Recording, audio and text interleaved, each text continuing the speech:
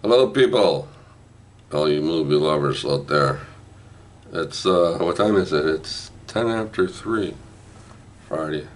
The wind is blowing here. Wow, it's ever strong. If you're a little person, I think the wind would blow you over. All right, I'm here. Bob the North, lives on Cosburn Avenue. We all know that. Let's talk about the movies I watched this week.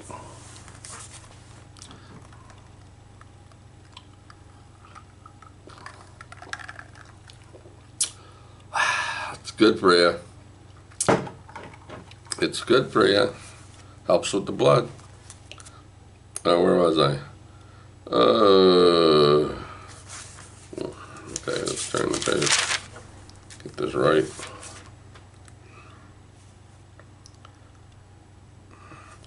All right, I watched Maggie.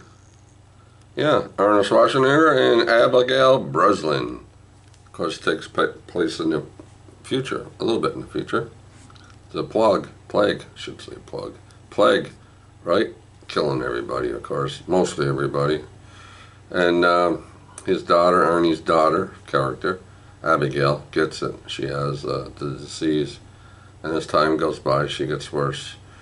So she's back home now from the doctor's office, and she has about 8 weeks to turn around and basically be okay. But every day she gets worse and worse, and so it's been known that her father has to take her in at the time period, the end of the time period, take her back to the hospital. And so she's living on the farm. Her younger brothers and sisters from his second wife gets sent away while she's there. And as time goes by, the wife gets away, and there's only Arnie and his daughter, Abigail, left on the farm. Yeah. So it's a very good movie. I liked it. You know, a little sci-fi going on there, right? I give it an 8 out of 10. If you haven't seen Maggie, I recommend it. It's just a story. You know, nobody's lifting up trees and smashing bricks and stuff. No, it's just a story about a father and his daughter. I gave it an 8. One Night in Miami. Right here, One Night in Miami. It has to do with one night. Cassius Clay, Sam Cooke, Jim Brown, right?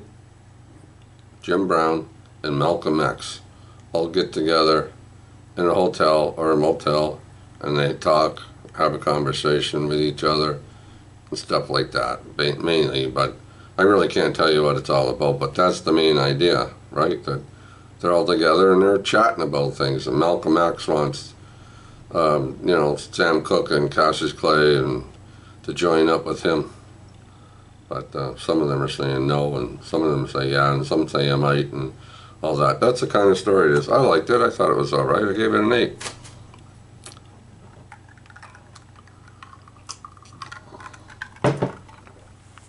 What else did I watch? Oh, I watched TCM. You know TCM. Everybody knows TCM. I finally got around to watching, I don't own this movie, of course, Saturday, 1954, I watched.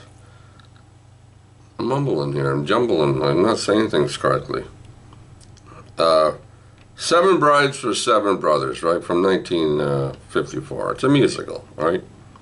Starring Jane Powell, little Jane Powell, she's little, and Howard Keel, and he's big, he's massive, right? Goes into town looking for a wife, etc., etc., etc. Jane Powell decides to go back with him, right? So then his brothers, as time goes by, his brothers get a bright idea that they'd like to have a wife too, because what's his name? Her oldest brother, his wife makes pancakes and stuff.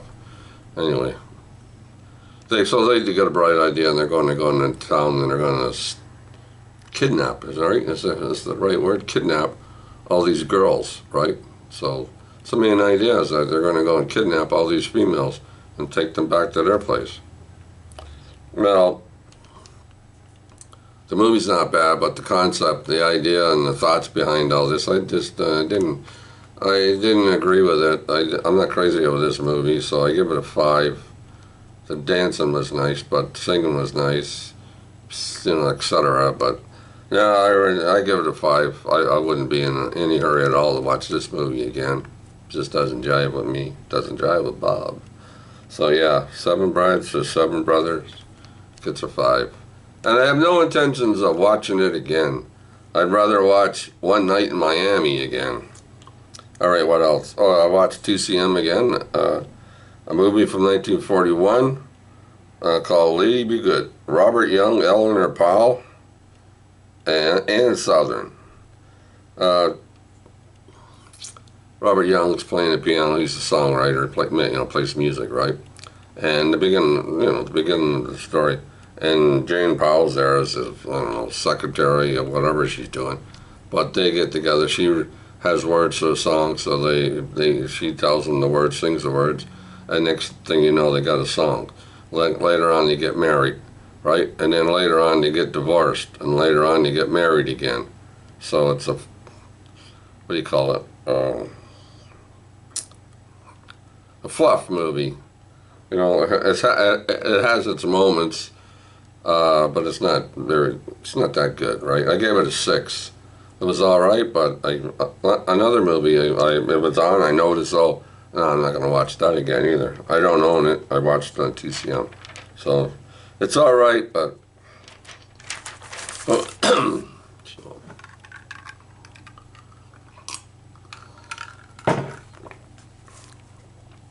oh well. Bullitt, Steve McQueen. Right? 1968.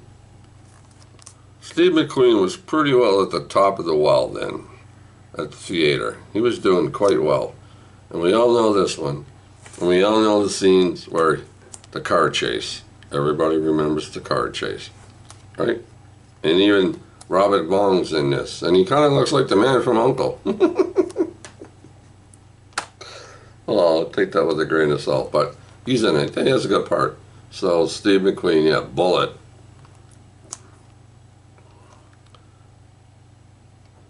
What did I give it? I give it an 8. I always give it an 8. It's fun. I'm not going to tell you what it's about because I don't want to spoil it for you. But we all know Bullitt, or most of us know Bullitt. 8 out of 10. All right. And then Wednesday I watched on the movie channel here, Rogers, I recorded this. I recorded this a couple of years ago. So Ian was watching it, so he got me interested and then checked to see if I had it. I don't own it. I recorded it. So I watched it. And Ian does a really good Folker Ball, right? Can explain it to you a little bit better than me. Because I watched it for a while and sometimes it was like, I got kind of, well, to be honest, I got a little confused. But so just a movie, right? But a virtual reality world, right? And the creator of that, right, dies. And when poor teen Wade finds and unlocks the first key to its location, he must fend off an evil corporation.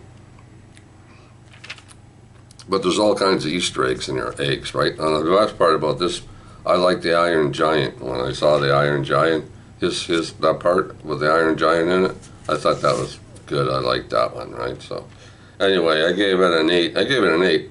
Although I couldn't fully understand what was going on, I kind of got it, but there was a few things like, so I got a little confused, to be honest.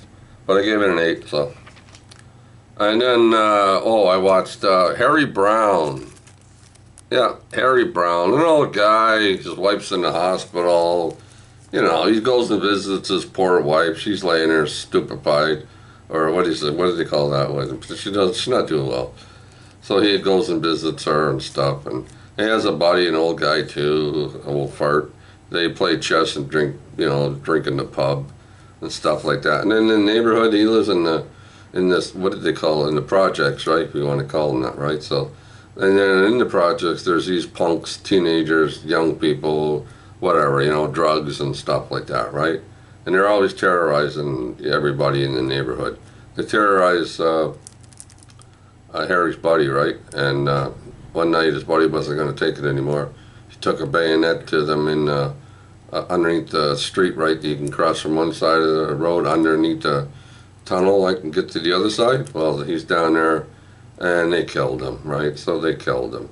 So Harry got a little upset over that, and he actually went out to try to talk to these people and stuff, and he came across one of the punks that wanted to rob him, and Harry accidentally stabbed the fucker with his own knife. He turned his hand around and went like that. And Harry was just as surprised as the guy standing there dead, right? So it was like, uh-oh. So in reality, Harry moves along a little bit and things start happening, and Harry wants to buy a gun, and well, yeah, and then it starts getting real interesting, right?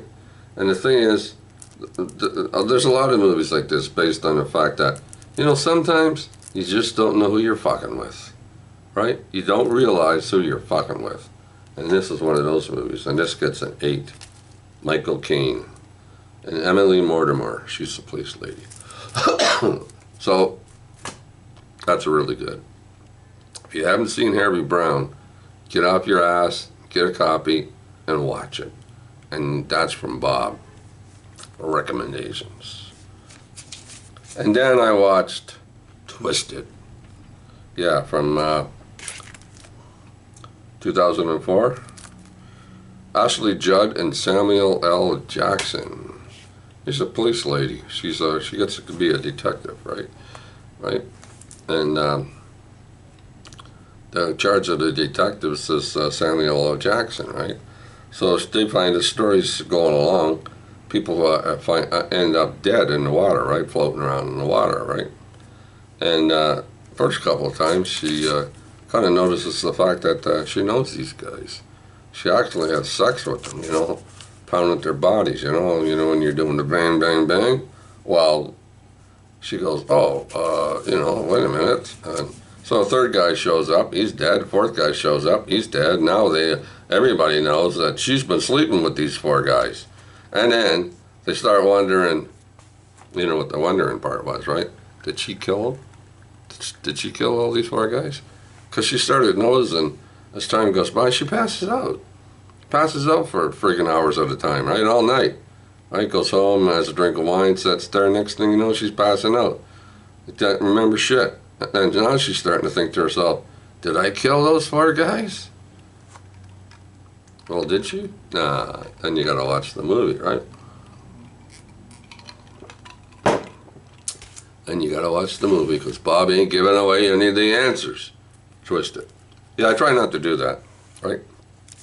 Try not to give the endings of any, you know, movies that I watch. It's just the concept is, the idea behind this is, yeah, Bob's watched movies. That's me, I keep talking about myself. What did I watch this week? I didn't watch that many movies this week, right? So I watched the hockey games.